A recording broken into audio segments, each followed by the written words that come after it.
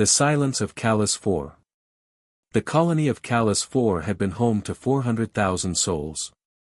Farmers mostly. Engineers. Families who had traded the crowded corridors of Earth's megacities for open sky and red soil and the quiet promise of something new. They had built schools and markets and a small hospital with a hand-painted sign above the door. They had been, by every measure, unremarkable, and that had always been the point. Ordinary people living ordinary lives on the edge of known space. When the signal stopped, Earth's Deep Space Monitoring Corps assumed a communications fault. When the follow-up probe reached orbit 3 weeks later, it found no communications fault. It found nothing. Not rubble. Not bodies. Not even ash.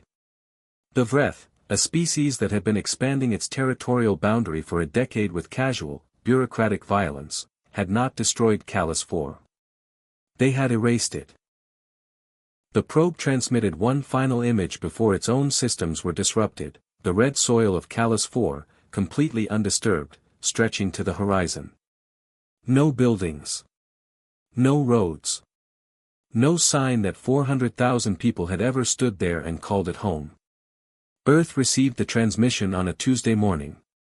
By Tuesday evening, the vote had passed. The mobilization.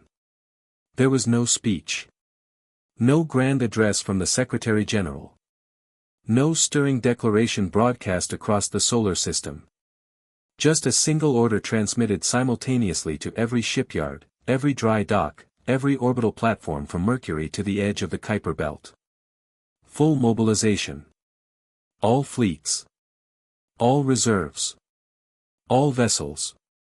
Humanity had been building warships for 200 years. Not out of aggression, but out of a very clear-eyed understanding of what the galaxy was.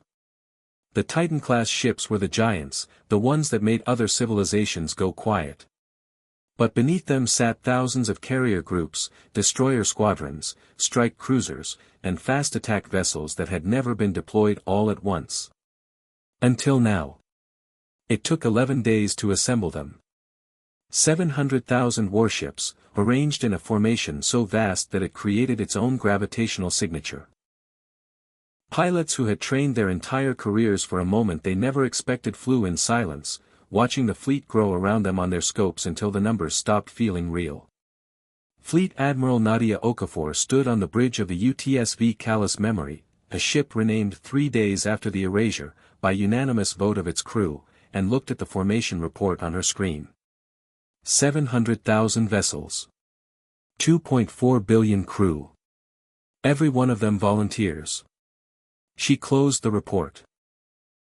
Set course for Vreth space. The warning ignored. The Vreth had been informed.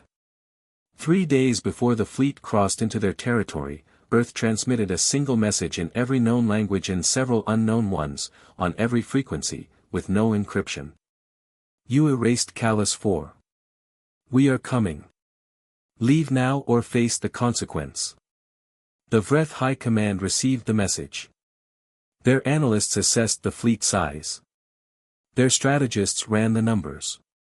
And then. Because the Vreth had never once encountered a species that followed through, their Supreme Chancellor issued a public response that was broadcast back to humanity on the same open channel. Let them come. On the bridge of the Callus Memory, a young communications officer read the response aloud. The bridge was silent for a moment. Admiral Okafor nodded slowly. Good, she said. I didn't want there to be any confusion. The arrival.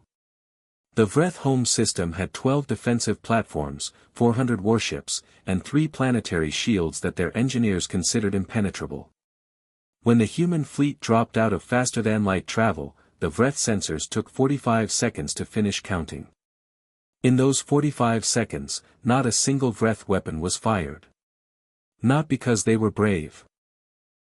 Because every commander, every gunner, every soldier on every platform looked at their screens and experienced something their species had not felt in 300 years of unchallenged expansion.